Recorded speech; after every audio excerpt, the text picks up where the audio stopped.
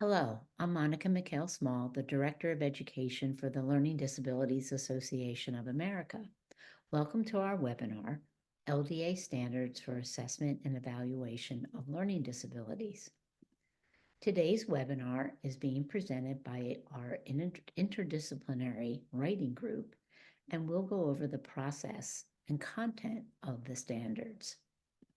The writing group includes Dr. David Alsop, special education teacher, educator, and researcher, Dr. Elsa Cardenas-Hagan, speech and language pathologist, Dr. Gad El-Bahari, a linguist and educational consultant, myself, Dr. Monica McHale Small, a school psychologist and trainer of school psychologists, Dr. Christina Quinlan, a special education teacher, educator, and researcher, Dr. Eric Treatise, developmental pediatrician, and Dr. Sarah Van Ingen-Lauer, a mathematics teacher, educator, and researcher.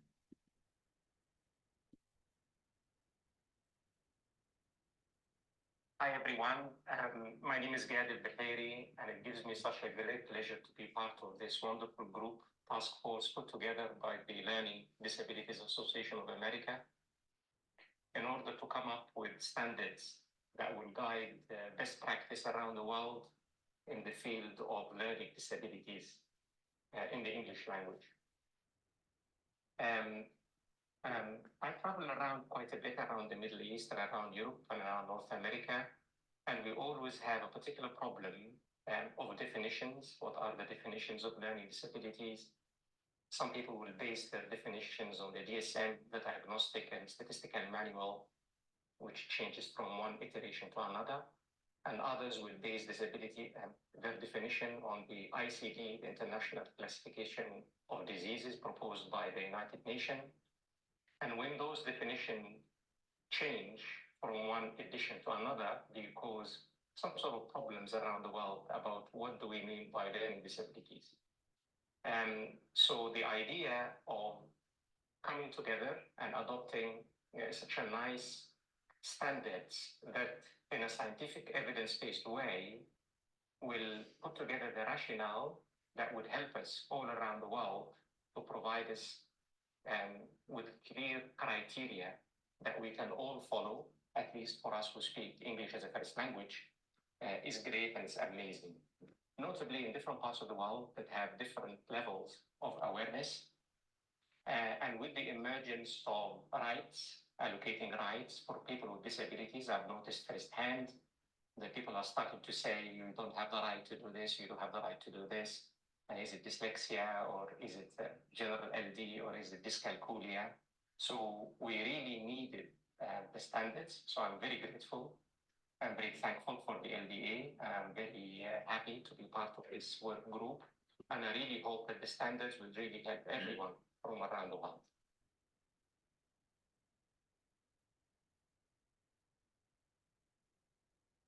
So I'm David Alsop. So when we look at data, historically, it's very clear that students with specific learning disabilities have performed poorly and below, far below students without disabilities. So we wanted to share a little bit of that data, or those data. So in a study by Gilmore, Fuchs, and Wavy, they did a meta-analysis, and they found that on average, students with SLD in reading perform 1.44 standard deviations, about 4 years below students without disabilities. So that's quite significant, as we can imagine. Then we have next slide, which shows the latest NAEP reading data, and you can see in these graphics that at grades 4 and grades 8, students with SLD compared to all students are performing below basic at 79% fourth grade, 69% eighth grade. And then if you look at the graphics to the right, you can see that even in subgroups, students with SLD are performing even worse in terms of where they are with respect to performing at or below basic.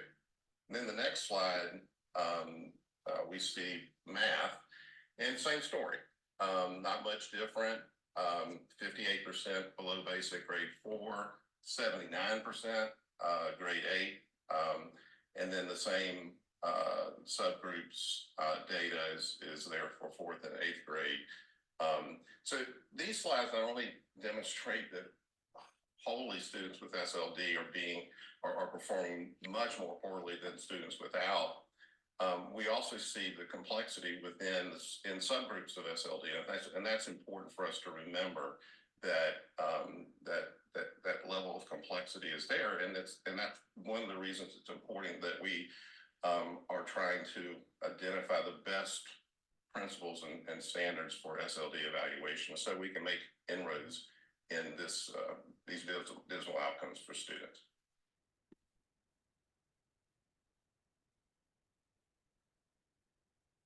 So I'm Elsa Hagen, and also very pleased to be a part of this amazing group and work with LDA on this very important goal. And really, what is our team's goal? So I'd like to discuss a little bit about the what, the why, and the how. And as we look forward, what is the what? On the next slide, you'll see what are we trying to achieve? What we really are trying to achieve is this shift, this paradigm shift, to make this a continuous, this whole process, assessment, this continuous and interactive cycle of this interdisciplinary decision making. And as you see, the team you have gathered today was very interdisciplinary. We wanted to make sure to communicate this common understanding of the components of a comprehensive evaluation. So today's session is really going to talk to you about the how we evaluate, going through in detail the structure of that evaluation, but also the what we evaluate, the content. But we want to keep it in the perspective of this interdisciplinary, interactive, continuous cycle. And always thinking about the most important thing about this whole process is to think about how we communicate these components of the evaluation and how it connects to classroom practice. It must be in this bi-directional manner. And when we talk about this interdisciplinary decision making, we're also thinking about the context, our teachers, our students, the professionals that evaluate, but also our family. And you'll hear more about this as we proceed to talk to you about the how and the what. So why are we engaging in this work? We find it so necessary to give our field, to give our schools, to give our assessors and all the educators out there these necessary, meaningful, and actionable information to develop and to implement the ultimate goal of having that effective, individualized instruction and intervention for all students. And we're talking here about students, whether they're identified with a learning disability or not. It is our responsibility to have that individualized instruction for all students. So how are we engaging in this work? So here today, we use this interdisciplinary approach that really leverages the knowledge of all these fields, their expertise, and respect for that expertise. Really so important to get these multiple viewpoints and perspectives. So as a part of this working group in this process, it was very important for the professionals to represent these important disciplines that are necessary for this specific learning disabilities evaluation, for that instruction, and for that intervention. And what we did over this very lengthy process, more than a year, had regular meetings on a weekly and bi-weekly basis to really talk about that interdisciplinary approach. And we all learn from each other. And what we hope that is when we talk about how to implement, that it also will be interdisciplinary and respectful of the knowledge and expertise from various perspectives, and that we're all here to do the best for all of those students out there that need our help and direction to get that individualized instruction that they need so that they can succeed.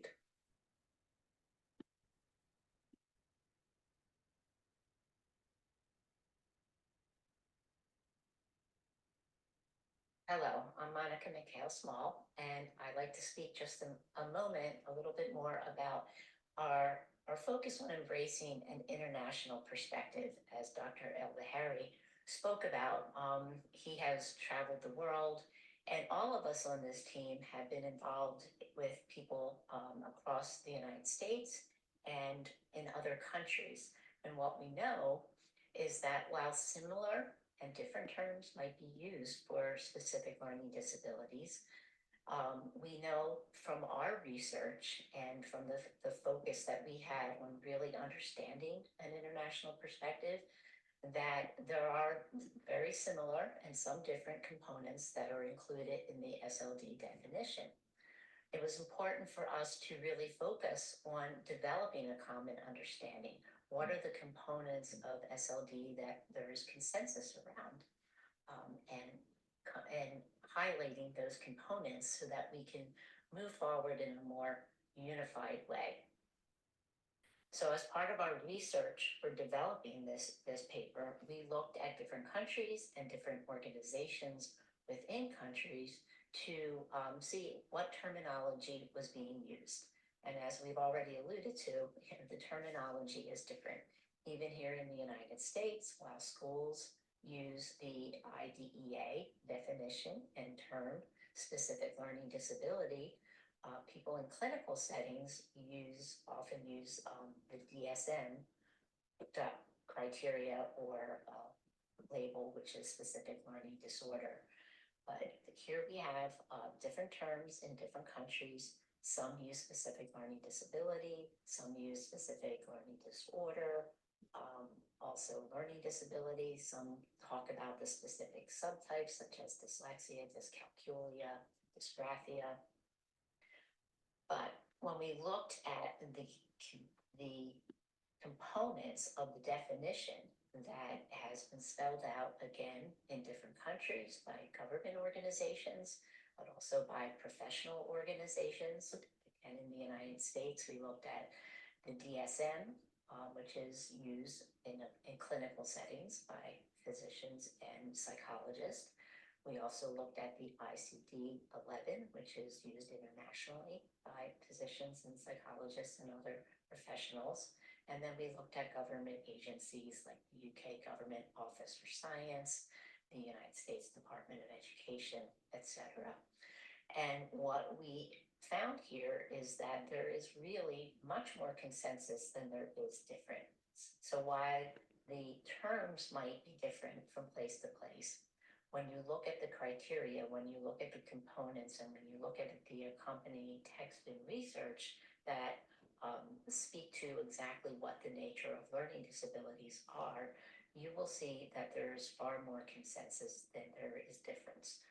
Pretty much everyone is in agreement that these disorders are of neurobiological origin, that they impair academic functioning, that they can also impair other functional tasks, such as task and career and life, that they, and very importantly, that they are distinct from global cognitive impairment.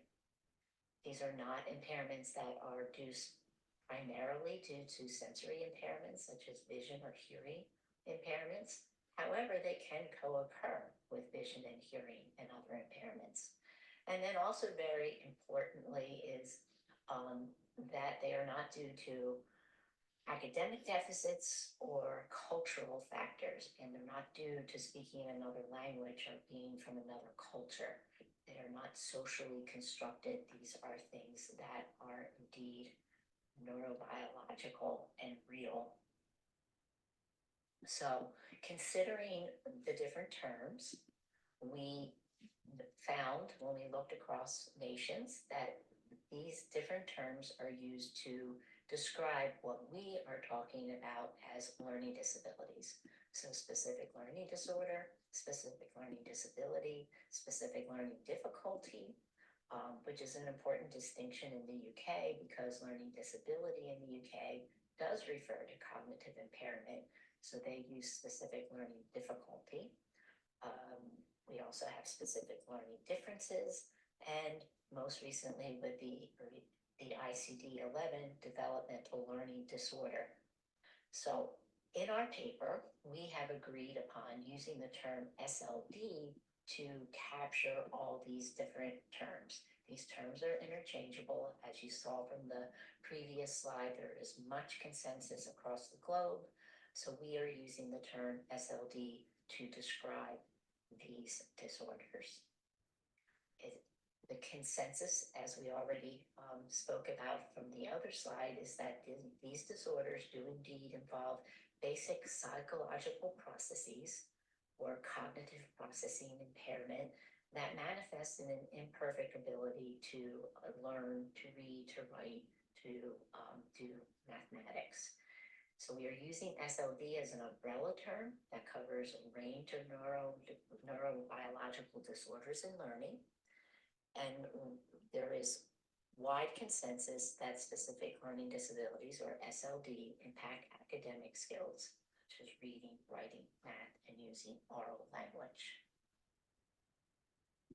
So we use these SLD interchangeably, but we again want to emphasize here that it's very important to note that there is wide consensus, no matter what the country and no matter what the term that is being used, is that SLD is different from global cognitive impairment or lower cognitive abilities globally. It is not an intellectual disability.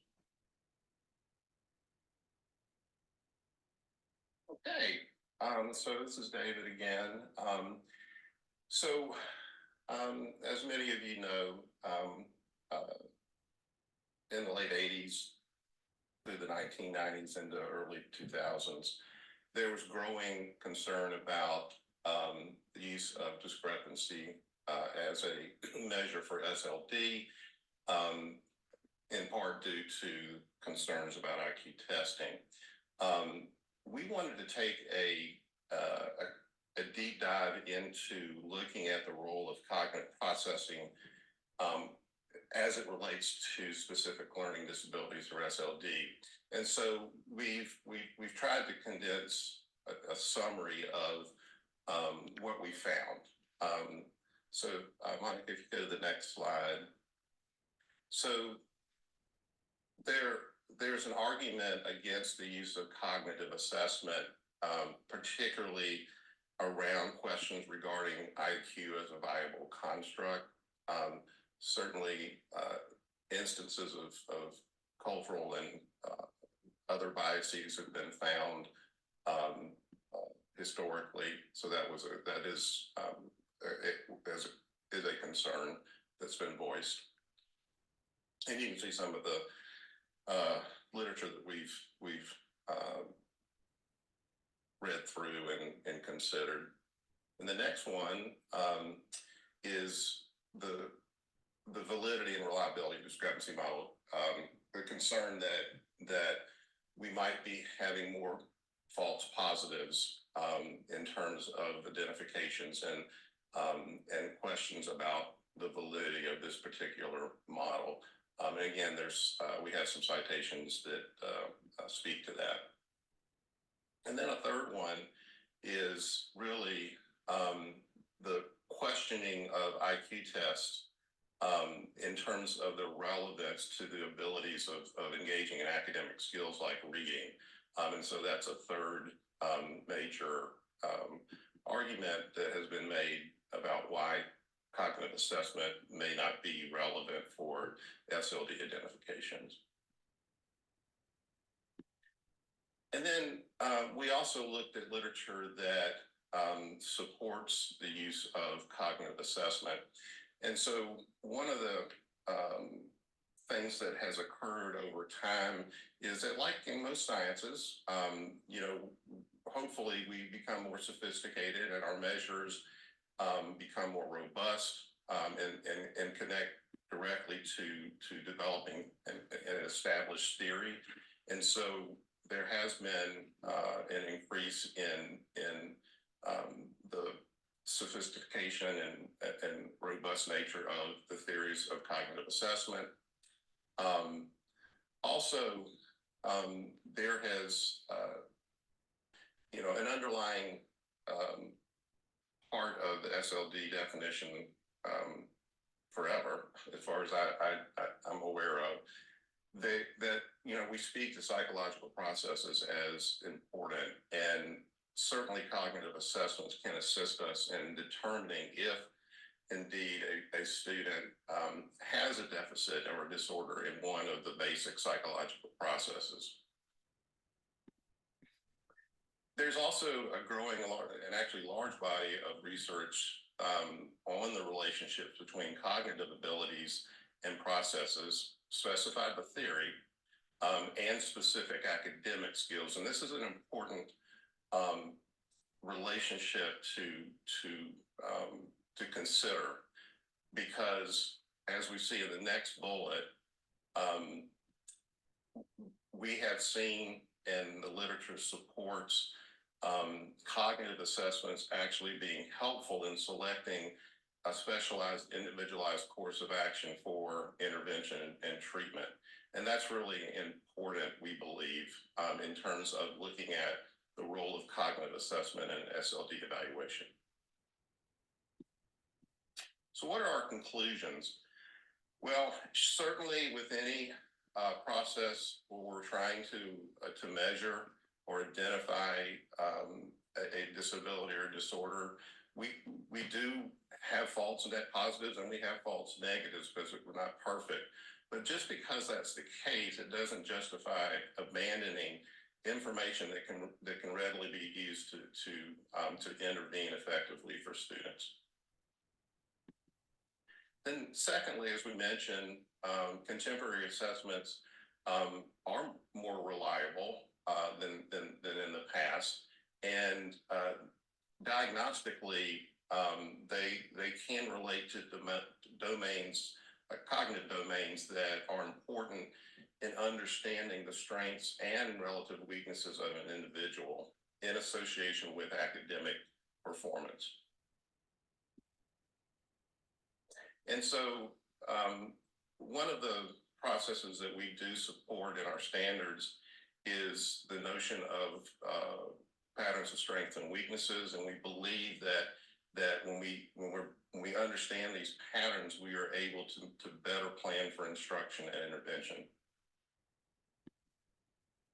So we're going to begin to talk about a framework for practices in SLD evaluations, and the first part of that is the notion of patterns of strengths and weaknesses.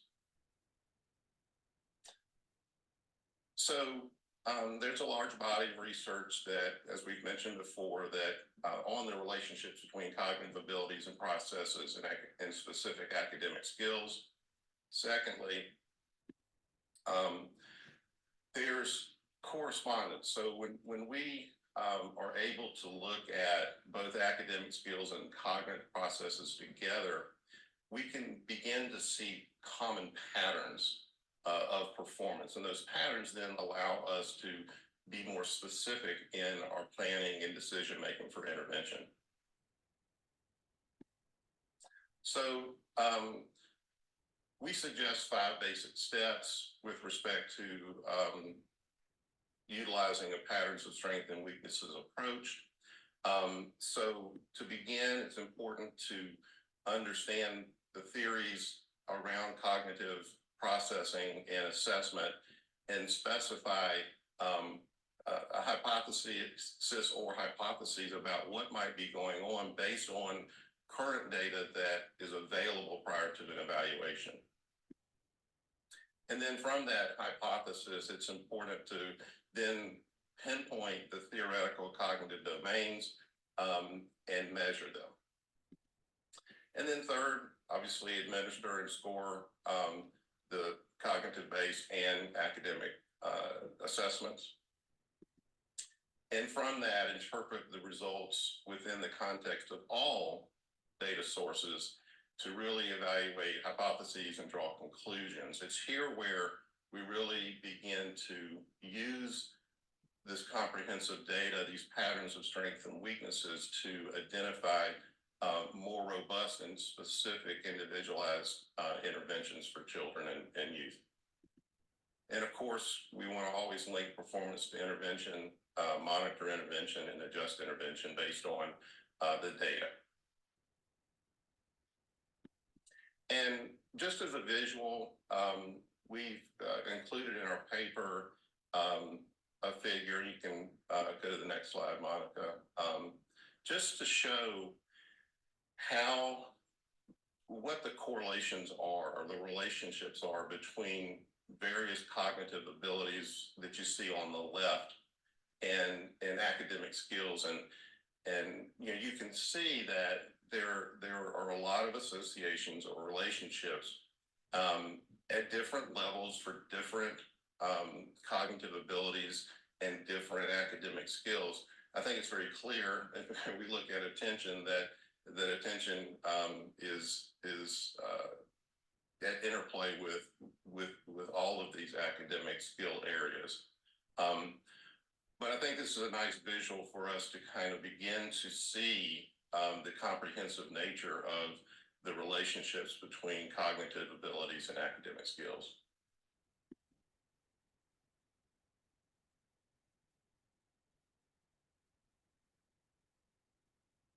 This is Sarah Van Ingen-Lauer, and now we're going to talk about the evaluation principles that are a companion to the standards. All right, so the evaluation principles serve as a foundation for establishing a common ethos among the stakeholders with respect to the SLD evaluation and its connection to practice. The SLD standards that follow derive from these principles. The first principle we have is that the evaluations are fundamentally interdisciplinary in nature.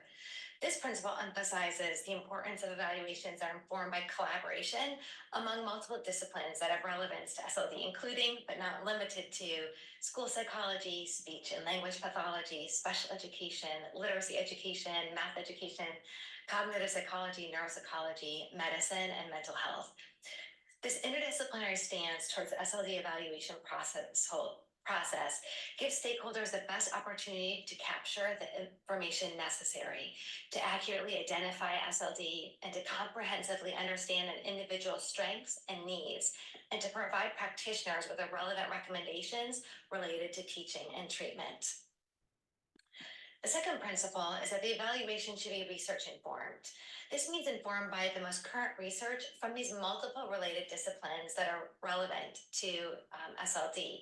The research informs what should be included in the SLD evaluations, what should be assessed, how the evaluations are implemented, the practices used by the evaluators, how information is analyzed and interpreted, and how the results of SLD evaluations are translated to practice, the teaching and treatment.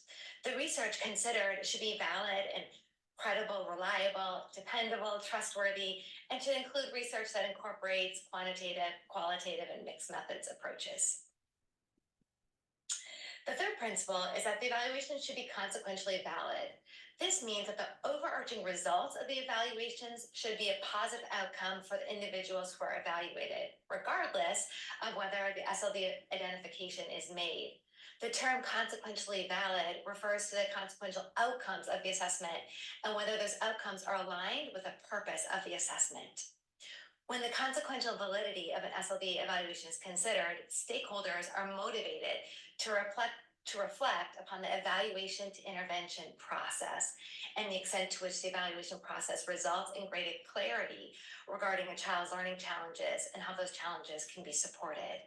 Consequential validity closely couples the SLD evaluation to what is done based on the results of that evaluation, thereby ensuring that the evaluation and the resulting teaching treatment are not viewed as separate practices. The fourth principle is that the evaluation should be dynamic and iterative. It's not a static one-time event. In other words, the evaluation teaching treatment process should be envisioned as fluid and ongoing. Principle 5 is that the evaluation should be whole child focused. So we recognize the whole of each child should be considered across the evaluation to teaching treatment process. It's critical that the SLD evaluation incorporates assessments that result in that whole person view. This includes, but not limited to, the cognitive learning perspective, the content knowledge and skills perspective, a cultural and linguistic perspective, physical and mental health, strengths perspective, and a social and family perspective. When pertinent, information is obtained that represents the whole child in a comprehensive way, so that those using the results and recommendations of the evaluation to plan treatment and instruction, they have a rich context to personalize that treatment and teaching. The 6th principle is strengths-based. So although we know it's critical that the SLD evaluation reveals the difficulties that the child is experiencing, it's also critical that there's equal attention applied to the person's academic and personal strengths.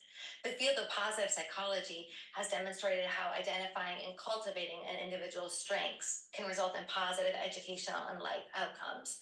So this principle emphasizes the importance of promoting those individual strengths and leveraging them to support the growth that we'd like to see. And the final principle is that the assessment be universally benevolent. So universal benevolence affirms a strong and equal concern for all people.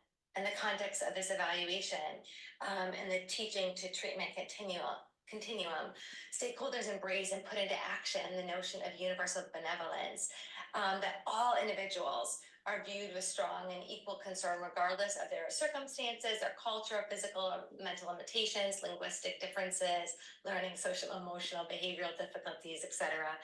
It's important that universal benevolence results in positive outcomes for every child who undergoes the SLD evaluation process. And particularly related to that principle 4 on the dynamic and iterative assessment, we have this model here that shows how interrelated the various steps of the assessment cycle are. So we see at the top of this triangle, you have the school-based interventionist. They have an initial assessment, they dig deeper to more comprehensively understand what's going on in the school setting. They communicate to the classroom teacher who conducts additional informal assessments, does progress monitoring. That teacher then gives that information back to the school interventionist. We see on the left side, we have the evaluators also relating to the school interventionist. They're conducting appropriate tests and other evaluation processes. And then you see in those, the yellow boxes, on the right side, you're providing results that indicate specific processes and content areas that the teacher can focus on. On the left side, the evaluator is focusing on specific results that can then inform what the intervention is communicating to the teacher. So we're showing a complete cycle. I think what's important to emphasize here is the multi-directional and multi-informational processes going on, such that it's not one person, only the interventionist talking to the teacher, only the evaluator talking to the interventionist, but we have, a dynamic and iterative communication.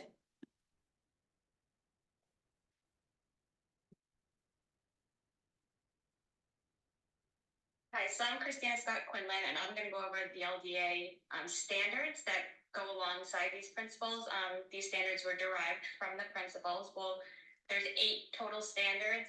If you want to go in depth, there's the LDA working paper on these standards, as well as a journal published that goes into each of the substandards.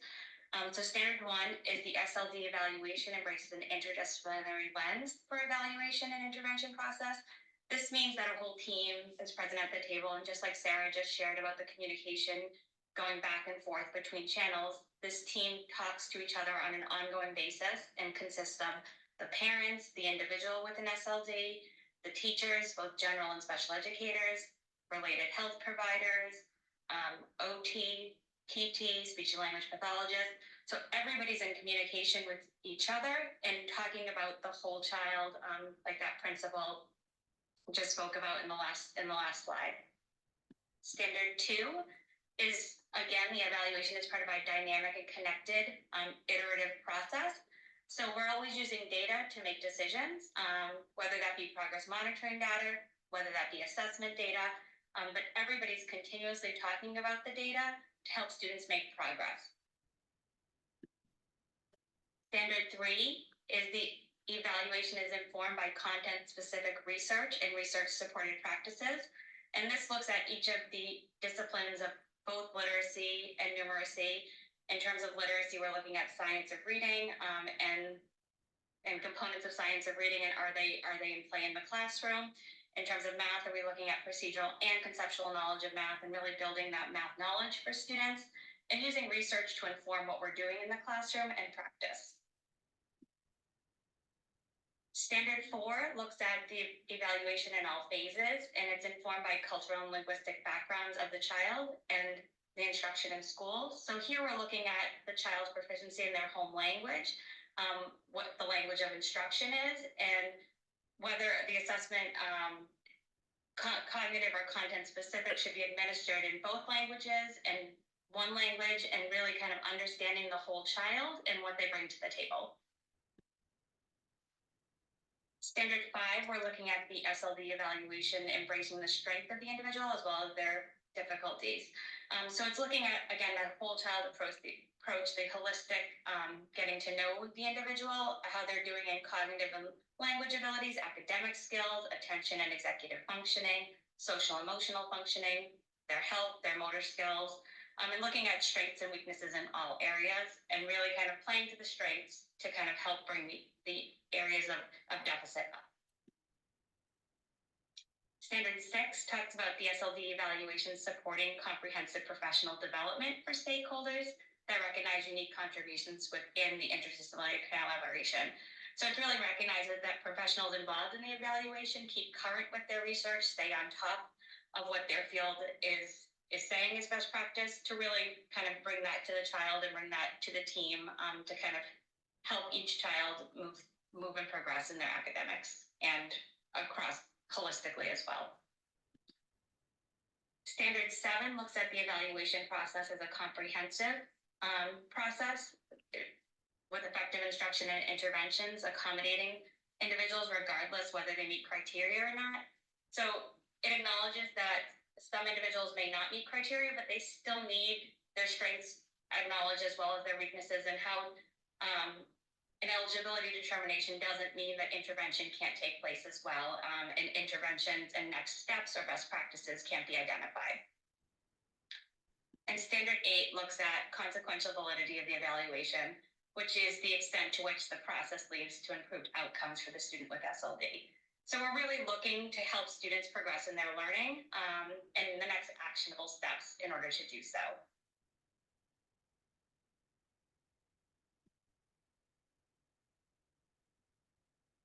So just as Elsa kind of talked about at the very beginning of this presentation, the how and the what in terms of operationalizing best practices, we're going to use the left model to kind of talk about the structure of the evaluation, the how, and then the content, the what. Hi, my name is Eric Treatise, and what we want to do now is bring a practical, clinical approach to how do we operationalize these standards. And for that, we developed a model called the left model that includes what the structure of evaluation should be. The left model stands for listen, evaluate, formulate, and teach. And this incorporates all of the different components of evaluation, and in particular looks at the whole child. And we'll look at those in more detail in a few minutes. So these are the 4 steps that should take place in an evaluation. We hear what the individuals have to say, the parents, the teachers, the student. As a physician, I learned in medical school that if you want to know what's wrong with a patient, all you need to do is ask them, and they will tell you. And this is exactly what we know. And we also know through research that parental concern is a very sensitive measure of kids' problems. So we need to take a very good and thorough history. We need to use objective measures to quantify what we were told.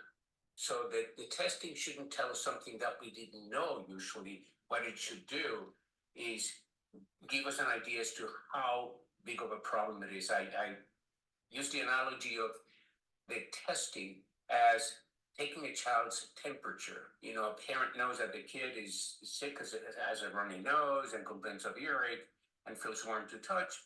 So by now you strongly suspect that there's a fever. You use the thermometer to see how high the fever is. Now, once you get all of that information, you hear what they have to say, you measure the difficulties, and you integrate that information to develop an understanding as to what's going on. And that's what we call the formulation. You know, what are the problems that the student is having? What are the strengths that they have that will help them overcome their weaknesses? And that should guide the intervention at school and outside of school, looking at the whole child. To look at the content of the evaluation, next slide, please. Or the things that we have to evaluate by definition. What we know is that in order to have a diagnosis, the symptoms that we're observing should cause a problem, should cause impairment. So what we do is we focus on functional impairment and strengths. What are the things that the student is having difficulties with, but more importantly, what are the things that the student is succeeding at? Because in the end, that's what we're going to use to help the student succeed. And we focus assessment of impairment in 4 primary domains. Work, which in the case of the kids is school, behavioral and emotional regulation, social relationships, and health. So if any of the things that we're observing impact the day-to-day functioning in any of these areas, then we need to figure out what the problems are that are causing this. And to look at, we look at the contributing factors. And there are 4 contributing factors that can lead to impairment. The first one is the developmental profile of the child, and that talks about all the neurocognitive factors that impact learning and processing. The second component of it is the behavioral profile, and these are the neurobehavioral factors and emotional difficulties that may present that can impact the clinical presentation. The third factor is health-related issues of sleep, medications that the student may be taking, chronic health problems. All of those could have a significant impact on day-to-day functioning. And finally, we need to look at the environment. How are the students' skills matching the developmental expectations of the workplace, of school? You know, what is the educational environment like? At home, how are things in terms of the relationship with the family? Are there any behavioral issues? Are the parents really successful at managing behavior? Is there a lot of environmental stress that can have a dramatic impact on the student's performance? If we have a very good description of these 4 contributing factors, then we can formulate a prescription or an intervention plan that will help us address them. And there's 4 areas of intervention that can be implemented to address the student's needs. So the first one is educational interventions. So we have educational and developmental interventions that can help strengthen the weaknesses. That's your remediation or accommodate for them. The second intervention is the psychological intervention. And typically we have their cognitive therapy and behavior therapy as the 2 most common approaches in different modalities. The third component of intervention may be medical. Sometimes we may need to intervene medically to address the needs of the students. And finally, environmental interventions, from the structure of the environment, the different types of routines that are set up to, you know, where the student sits in the classroom, etc. Next slide, please. So what do we include in the listen? What should that component of the history tell us? Well, to begin with, we need to identify what the main concerns are and where the strengths are. We need to know what are the things that are going to help us overcome the weaknesses, but also how to address the weaknesses. Excuse me. Then we need to look at how these symptoms have manifested over time. Why? Because by definition, we know that these neurodevelopmental disorders begin to show symptoms in the early stages of development in infancy and in preschool before they get to school. Now, we cannot make a diagnosis until they are being taught, but we get early markers of potential learning problems. and behavioral difficulties. So if we have a good idea as to what happened early and what has happened since the students started school, you begin to get a very clear picture of the students' problems. Then we need to review a typical school day routine. And that is a fantastic way clinically to assess impairment. What is the morning routine like at home? How easy is to wake up the child? How forgetful the child is? How easy do they handle routine tasks such as buttoning, snapping, tying, and zipping, which give us an idea of fine motor control. Do they remember their school materials? Do they remember to turn in work that they completed? That gives information about executive function. Also, is there a time for homework in the home? Is the child having difficulty falling or staying asleep? Do they have nightmares? So the typical daily routine gives you a tremendous amount of information about the structure of the environment of the child and the impairment that the symptoms are causing. Another important part of the history is peer interactions and social skills. Your toughest judges are going to be your peers. So if a child is successful in terms of peer interactions, that is very important. At the same time, if they're having difficulties, then we need to figure out why. Next, we need to inquire about discipline and behavior management. What are the strategies that work to help control behavior? We know that many of the children that we're going to be evaluating in the school system are going to show behavioral and emotional difficulties. What are the strategies that have been shown to work or not work so that we can assess what we need to do to manage them? We then look at health history to make sure that we have good information about health and possible medications that can impact behavior. It doesn't have to be very detailed, but we need to understand what are the factors that are contributing to it.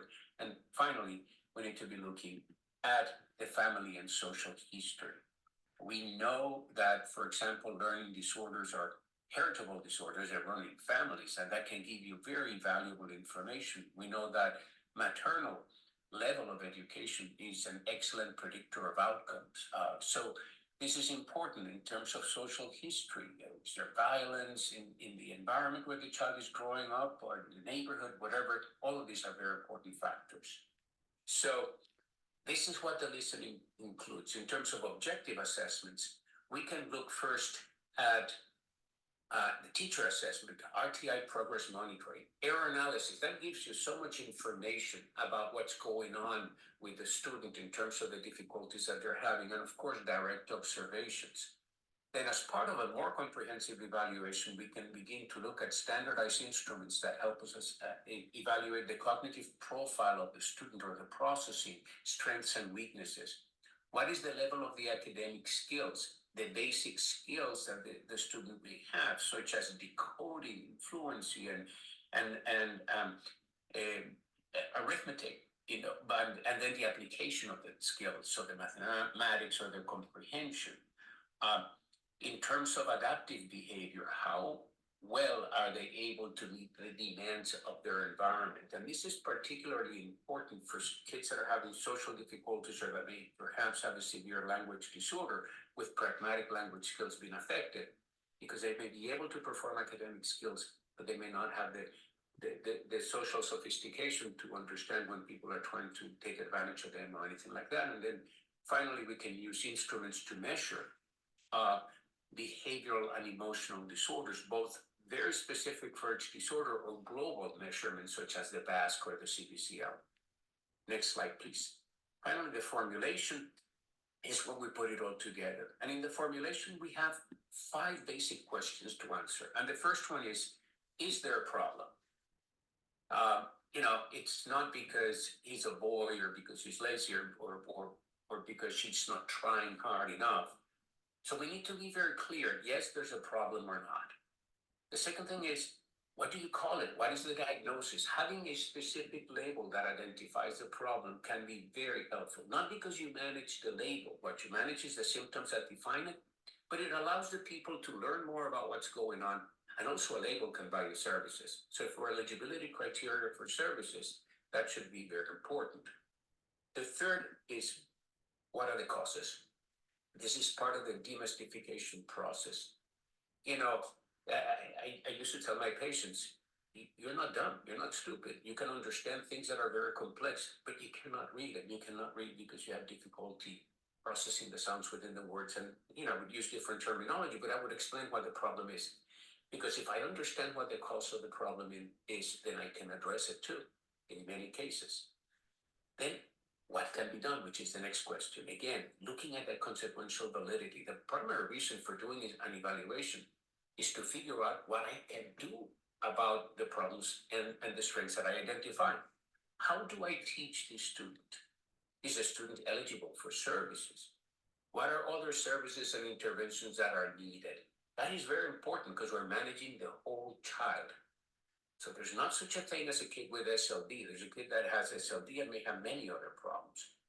Ultimately, and this is for the evaluator to really address, is what can I expect in the future? And for the most part, if the problems are addressed appropriately, the outcome can be quite positive. Next slide, please. Finally, the teach and treat, the treatment. Educationally speaking, we have 4 modes of intervention that are made accessible through a learning based on universal design. Okay, that's a very important thing. We have interventions. The purpose of an intervention is to strengthen the weaknesses, to remediate. We have accommodations, which we use the student strengths and assistive technology to bypass the weaknesses, which is very effective when you're teaching content, but not necessarily when you're teaching skills. Modifications can be used controlling the volume of work, in decreasing the number of book reports that a student would have to do, but we need to use those with caution because they may have an impact on diploma requirements. And finally, social emotional learning. The reality of it is that teachers are constantly having to address the emotional needs of the students in the classroom, and there's some basic strategies that can be used. Should the child need psychological intervention, there are 2 primary components to psychological intervention. One is behavior therapy, which is getting the adults to change the way that they deal with the child so that the child changes in response to the adults. And then cognitive therapy, which is more directed towards the child to change the way that they think about how they feel. And that is really changing cognitive paradigms. Medications sometimes are needed in the intervention and of course, environmental structure at home and at school, and a lot of communication and coordination between the teachers and the home.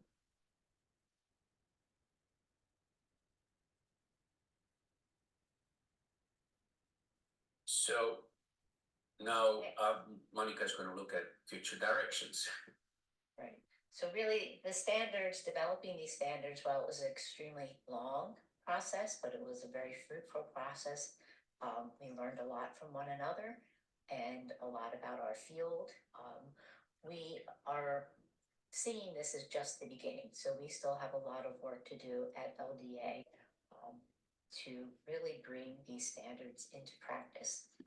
And I do want to mention that our passion around this work comes from the fact that all of us who have been involved in developing these standards have worked with and evaluated really literally thousands of students. So we are bringing not just our passion for the research, but our passion for children and knowing the struggles of children that we have worked with and trying to improve outcomes for all students.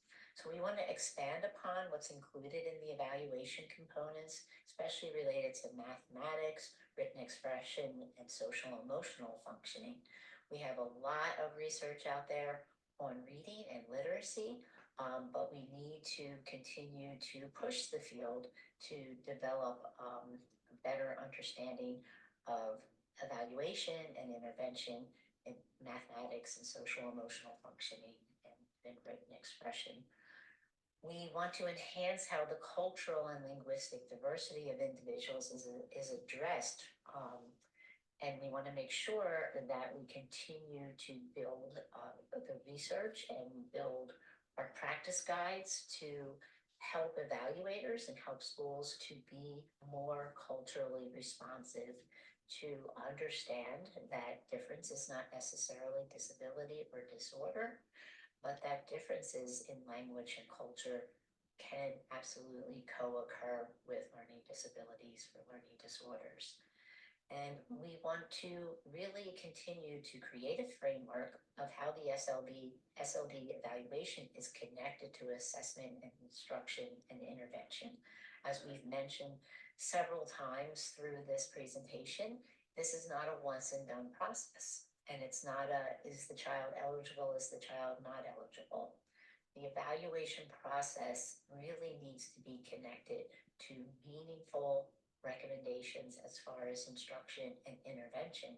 And we have to continue to monitor the effectiveness of instruction and intervention and adjust what we're doing for children in response to how the children are responding.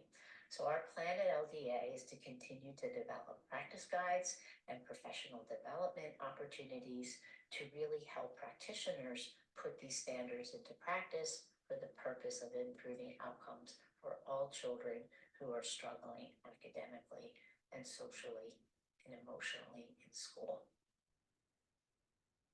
For an in-depth look at our standards, you can use this QR code, or you can go to LDA's website at ldaamerica.org/the LD Institute.